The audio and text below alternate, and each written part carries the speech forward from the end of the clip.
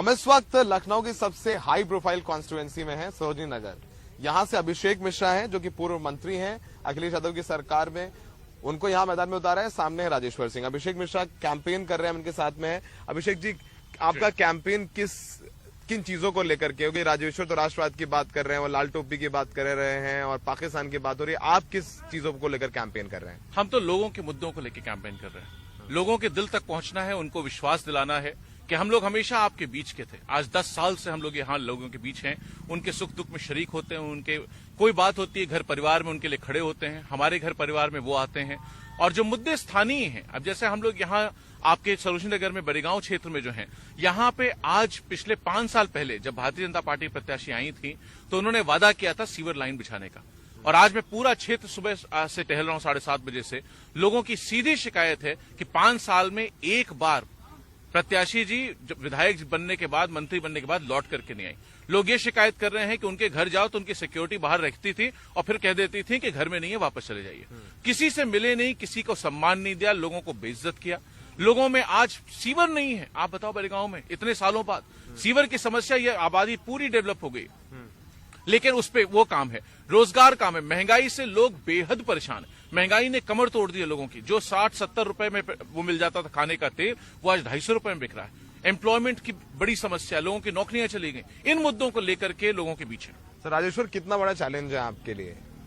Challenge लोगों के दिल तक पहुंचना है, उनको अपनी बात पहुंचानी, उन्हें अपनी नीतियों से जोड़ना है, उन्हें विकास के मुद्दे पे लाना है। जो लोग हिंदू मुसलमान की बात करते हैं, मंदिर मस्जिद में लड़ाने की बात करते हैं, कब्रिस्तान शमशान की बात करते हैं, और जब कुछ नहीं बचता तो तालिबान और पाकिस्तान की बात करते हैं, उन मुद्दों को ध्वस्त करने का चुनाव है। देश को, संविधान को बचाने का चुनाव है। उत्तर प्रदेश को बचाने का चुनाव है। इन मुद्दों को लेकर के है कि अब नफरतों में नहीं बटेगा उत्तर प्रदेश, मोहब्बत की डोर से जोड़ेंगे, समाजवादी काम करेंगे। सर, जब आपका टिकट राजेश्वर जी के बाद अनाउंस हुआ तो तमाम बातें हो रही थी कि आपका टिकट बड़ा सोच समझ के दिया गया है अखिलेश जी ने। राजेश्वर जो कि बड़ा नाम है, ईडी के अधिकारी रहे तमाम तरीके से, उनकी पत्नी भी यहाँ से आईजी हैं, तो आपका नाम तो क्या बोला? टिकट आपका फाइनल हुआ तो आपको क्या बोला पार्टी अलग? हमारे अखिलेश जी से आप करीब है, उन्होंने क्या बोला आपको टिकट देते वक्त? देखिए, कौन आपने मांगी थी कि उन्होंने दी? कौन सा कार्यकर्ता कहां लड़ेगा, लड़ेगा कि नहीं लड़ेगा, कौन सा चुनाव लड़ेगा, किस क्षेत्र से लड़ेगा, ये राष्ट्रीय अध्यक्ष जी का, हमारी जो टॉप पार्लियामेंट्री कमेटी है उसका निर्णय होता है। उसमें हम लोग कहीं इन्वॉल्व नहीं होते।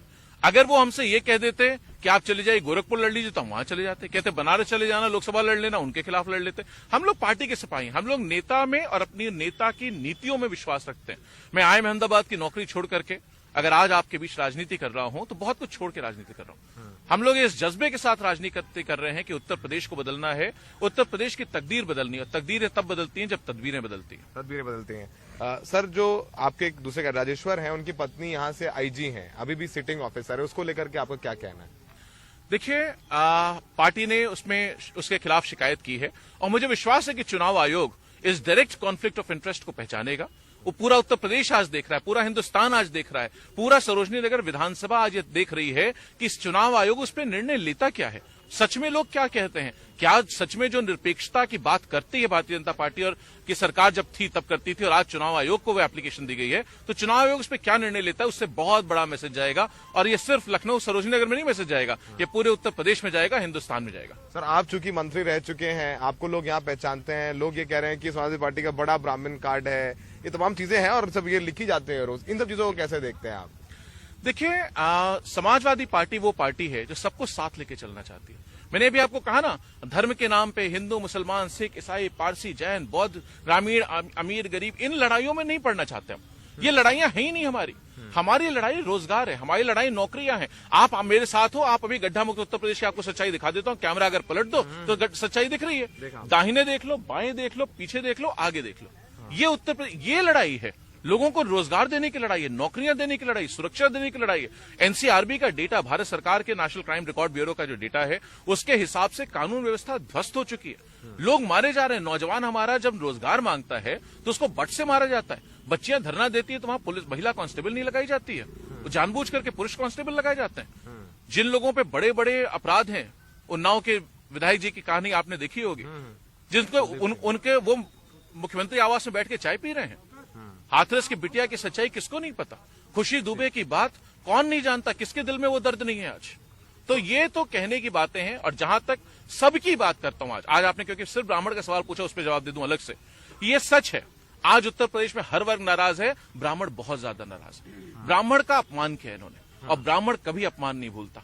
चाणक्य की कहानी पूरा हिंदुस्तान जानता है, पूरा देश जानता है। आचार्य की बात जहां जहां आएगी, वहां जब अपमान होगा किसी का, मैं ये नहीं कह रहा सिर्फ ब्राह्मण का, किसी वर्ग का अपमान होगा, कहीं गलत होगा, किसी के खिलाफ साजिश रची जाएगी, कहीं अत्याचार और अन्याय होगा, उसकी आवाज सब उठाएंगे, ब्राह्मण सबसे ज्यादा उठाएगा। थैंक यू एनडीटीवी से बात करने के लिए।